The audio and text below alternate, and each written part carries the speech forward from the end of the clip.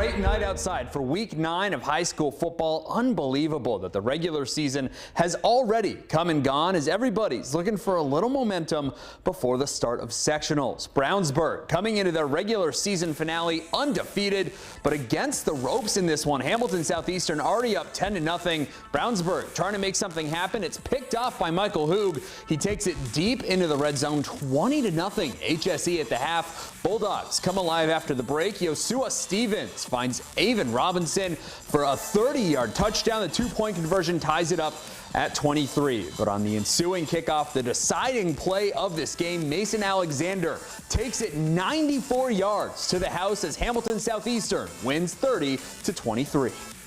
Elsewhere in the Hoosier Crossroads Conference, Zionsville hosting Fishers. Tigers with the ball and the lead in the third quarter.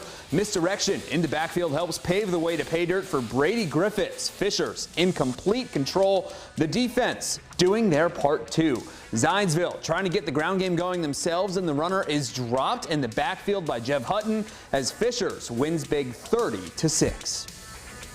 The Pike Red Devils hosting undefeated Lawrence North, and the Wildcats also finding themselves in a little trouble early. Freshman Michael Lewis calls his own number, and the QB keeper puts Pike on the board 7-0 early. But Lawrence North finds a way to respond, going to the running game as well. Isavion Moore takes the give, weaves his way through Red Devil defenders, and gets into the end zone to tie things up at 7 apiece. Now, staying perfect this late into the year takes complimentary football, and the Wildcats had it tonight as a Pike punt is blocked by Breck Mallory. The visitors set up shop and never look back. Lawrence North 24-14 the final, finishing a perfect regular season. On the east side, a battle of top 10 teams in 6A as Cathedral pays a visit to Warren Central. Dub Seed down 17-7. Anthony Dennison goes deep for Eric Hester. He controls it with one hand and is in for the touchdown. Cathedral, though, still in front and still going to the air and picked off by Armonte Jackson. The interception and return sets up a touchdown and Warren lead. The Irish respond as Cameron Coors drops back and hits Albrin Johnson in stride for a touchdown, but too little too late as Warren Central wins this one 34-28. In Danville, the winners of 7 straight fired up on their senior night as the Warriors host North Montgomery. Those Warriors facing a 2nd and 20. Sutton Fullwinder takes the pitch, and he's off for a big gainer inside the 5-yard line and keeping those chains moving. On the next play, Ethan Wooten muscles his way into the end zone for 6 as the Warriors take the early 7-0 lead, and they do not look back. Later on, it's Carter Ward connecting with Mason Shipley. The sophomore wideout does the rest, 29 yards to the house as Danville wins big 47-14. Staying in Hendricks County, Tri-West hosting Southmont.